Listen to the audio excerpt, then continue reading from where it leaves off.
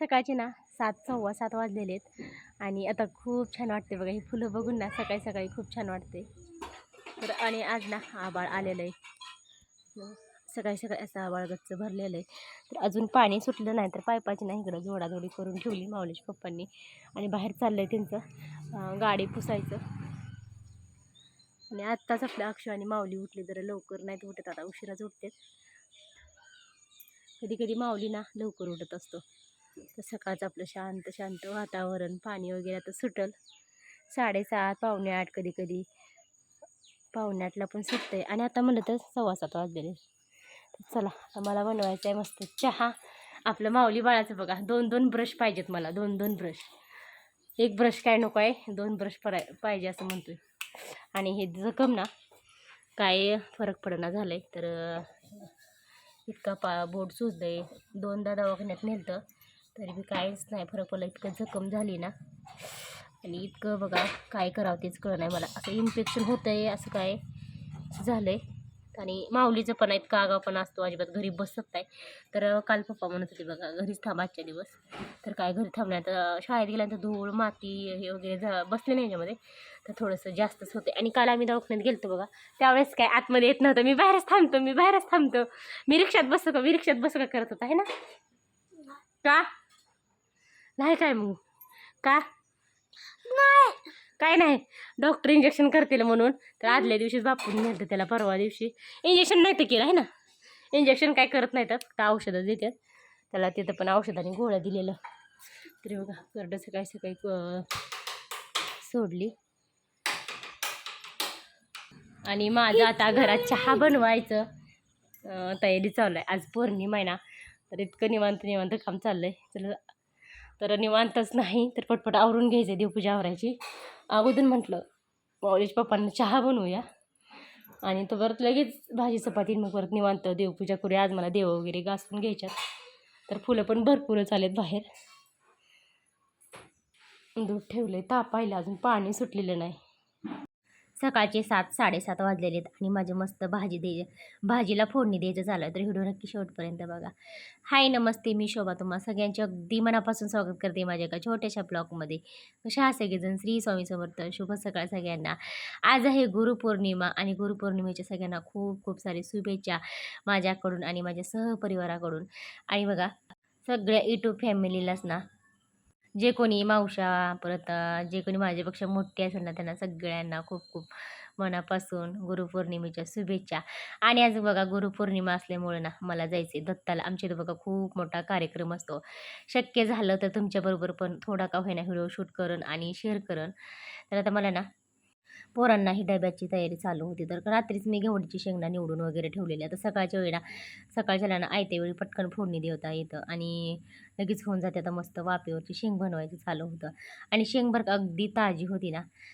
मस्त आता फोडणी थोडंसं लसूण वगैरे ठेचून घेतलं आणि त्याच्यामध्ये मीठ. आता मिठाच्या पाण्यात ना एकदम वाफलून निघते शेंग. आणि थोडंसं तिखट वगैरे टाकलं तर मस्त एक 5 ते 6 मिनटं ना झाकून ठेवणार आहे. तोपर्यंत म्हणलं आता पीठ मळायला घेऊया. आणि पीठ पण थोडंसं एक 5 ते 10 मिनटं चांगलं भिजलं ना तर खूप छान चपाती, अगदी मऊ लुसलुशीत चपाती होती. आणि तिकडे एक जायचं होतं बघा, मला आवरायचं होतं, 10 वाजता जायचं होतं. आणि आज ना म्हणलं अगोदर स्वयंपाक करून घेऊया. आणि मला देवं वगैरे सगळं स्वच्छ घासून ना नंतर ना देवपूजा करायची. आता सकाळी सकाळी माऊलीला ना अंघोळ केल्या म्हणलं गोमंत्र आणायला लावलं होतं मी. आता ते गोमंत्र वगैरे आणून ठेवलं होतं. मला आता हे स्वयंपाक वगैरे करून घेऊया आणि नंतर ना लगेच देव घासून देवपूजा करून परत मला आवरून ना सगळं जायचे.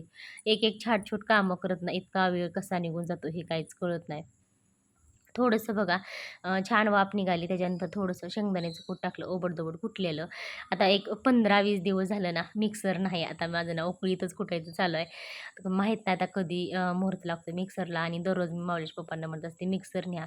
पण त्यांच्या पण काय लक्षात राहत नाही आणि माझ्या पण काय. आता एक 15-20 दिवस झाले मिक्सरच नाही. आता बघू कधी नेतात काय माहीत नाही. आणि मिक्सरमध्ये बघा एकदम बारीक-बारीक होतं.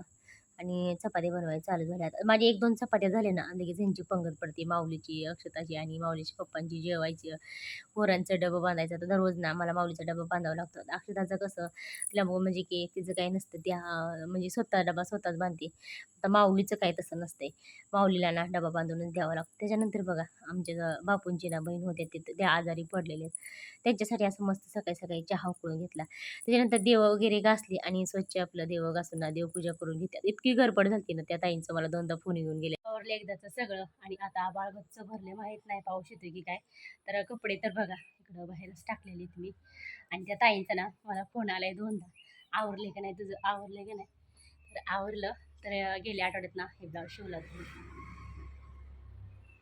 साडीवरचा. तर चला इतका उशीर झाला ना आम्हाला 4 किलोमीटर अंतरावर चालत जायचे आणि चालत यायचे. चला निघतोय आता. आलो एकदाचं मंदिरात. अगोदर दत्ताच्या मंदिरात जाऊन बघा तिथं दर्शन घेतलं आणि इकडे स्वामींच्या मंदिरात येतोय का नाही तोपर्यंत इतकं छान वाटत होतं आणि इतकं मन प्रसन्न झालं होतं. खूप छान वाटत होतं. आता सकाळी-सकाळी ना दत्ताच्या मंदिरात याक चालू होता. त्याच्यानंतर आता तिथं काही व्हिडिओ शूट केला नाही. त्याच्यानंतर बघा स्वामींच्या मंदिरात आलो. एवढं भारी मन प्रसन्न वाटतं आणि एवढं छान डेकोरेशन केलं होतं. आता बऱ्याच बायका ना तिथं जप करत बसल्या होत्या. मग काय आम्ही पण एक 10-15 मिनिटं जप करत बसलो. असं वाटत होतं की उठायलाच नको आणि आपल्याकडे तेवढा काही वेळ नसतोय. आता बाहेर कीर्तन वगैरे चालू होतं.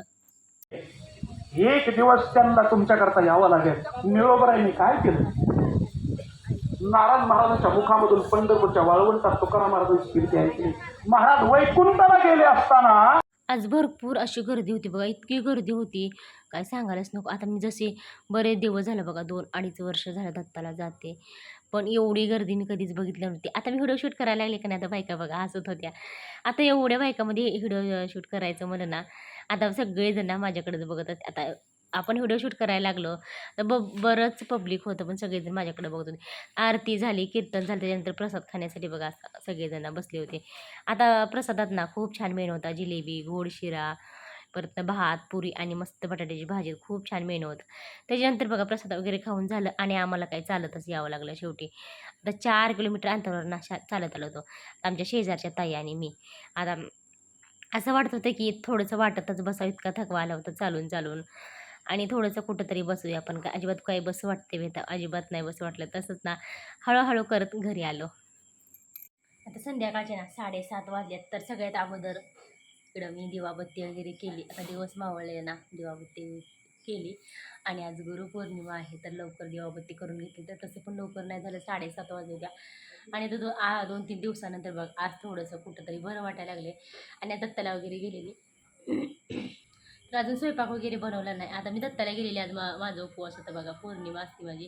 तर मी तिथंच ना प्रसाद वगैरे खाल्ला होता. आता माऊलीच्या पप्पांसाठी माऊलीचे पप्पा पण गेलेत बाळूमामाला भाडं. आणि आपलं अक्षून माऊली सकाळचे घेवड्याची शेंग चपात्या शिल्लक होत्या शाळेतनं आलेल्या, त्यांना जेवायला लागतंय. तर इकडं आपलं अक्षूचा अभ्यास चाललाय, आता माऊलीचा पण अभ्यास चाललाय. पलीकडल्या घरात दोघं एकत्र बसलं तर इतकं भांडण करतात ना काय सांगायलाच नको. आणि तिथून आले बघा, इतकं दमून आलो होतो.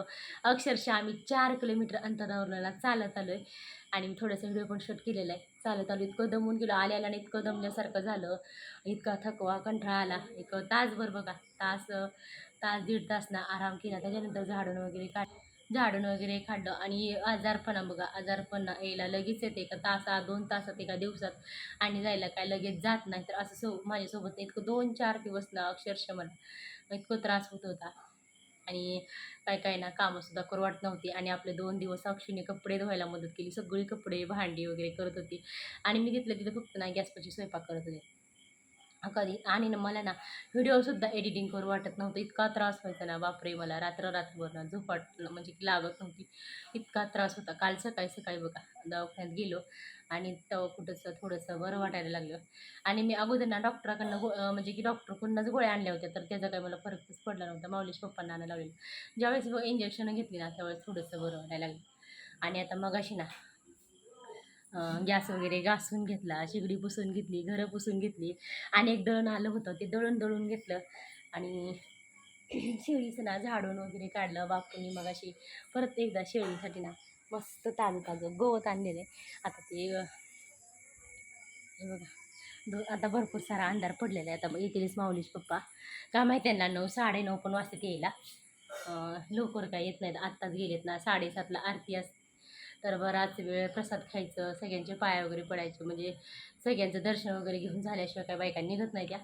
आणि मला जायचं होतं, मला म्हणत होते येते का, पण आता कसं झालेलं माहिती आहे का, तब्येत बरोबर असते, इतकी थंडी वाजत होती ना, म्हणजे की थकवा वगैरे आलेला, त्याच्यामुळं म्हणलं नको जायला. आणि या माऊलीचं पण म्हणणं होतं की नको जायला, मम्मी नको जाऊ.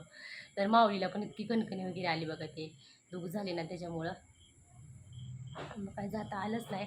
आणि मग अशी ना अक्षताने बघा तिच्या मैत्रिणीच्या पप्पांना ना अशी मस्त, अक्षता कशासाठी आणलेत ग, कशासाठी आणलेत? गुरुपौर्णिमेच्या शुभेच्छा दिल्या सरांना. एवढी छान फुलं आणलेत बघा, खूप छान असं फुलं आणलेलीत. उद्या त्यांना गुरुपौर्णिमेच्या सरांना ना शुभेच्छा द्यायच्या, तर आज झालंच नाही आणायचं तिला. तर हे सगळं अगोदरच कालच आणायला पाहिजे होतं, ते काही झालं नाही. आणि आता ना सगळ्या शाळेतल्या पोरींनी ठरवलं की आपण सरांना शुभेच्छा देऊ, एक एक फूल देऊन. तरी बघा ती छान फुल आणलेलं आहे. तर चला, बरेच अजून मला भांडे वगैरे घासून घेतलं, आता स्वयंपाक बनवायचे. माऊलीचे पप्पा येते. आता तिथं बघा भात भाजी लापशी असते, पण माऊलीच्या पप्पांना जास्त भात आवडत नाही. त्याच्यासाठी थोडासा प्रसाद खाऊन येतात, कारण देवाचा प्रसाद ना कधी ओलांडून येऊ नये, पण थोडासा प्रसाद खाऊन येतात. आता म्हटलं चला पटकन थोडंसं काहीतरी बनवूया स्वयंपाक. आता माऊलीचे पप्पा आल्यानंतर बघूया काय ना ते म्हणतात, आणि त्यांना एक फोन करून पण बघते काय होते स्वयंपाक बनवायचं. तर आता पोरं पण जेवलेले आहेत दोघं पण. आणि आज तसं झाले की स्वयंपाकाला सुट्टी झाली, स्वयंपाक थोडासा शिल्लक ठेवावाच लागतो सकाळचा, कारण अक्षता माऊली शाळेत आलेल्या ना त्यांना लगेच जेवायला पाहिजे असतं. आणि इतकं दमल्यासारखं झालं बघा, 4 किलोमीटर अंतरावरून आम्ही चालत आलो होतो. मग काय शेवटी स्वयंपाक करायला घेतला. आणि अगोदर ना शेगडीवरती असं मस्त डाळ कांदा बनवता, डाळ कांदा उकळते आणि तोपर्यंत इकडे भाकरी बनवायला घेतल्या होत्या. आता संध्याकाळचे ना 10 वाजले होते, पण स्वयंपाक करावा लागला मला.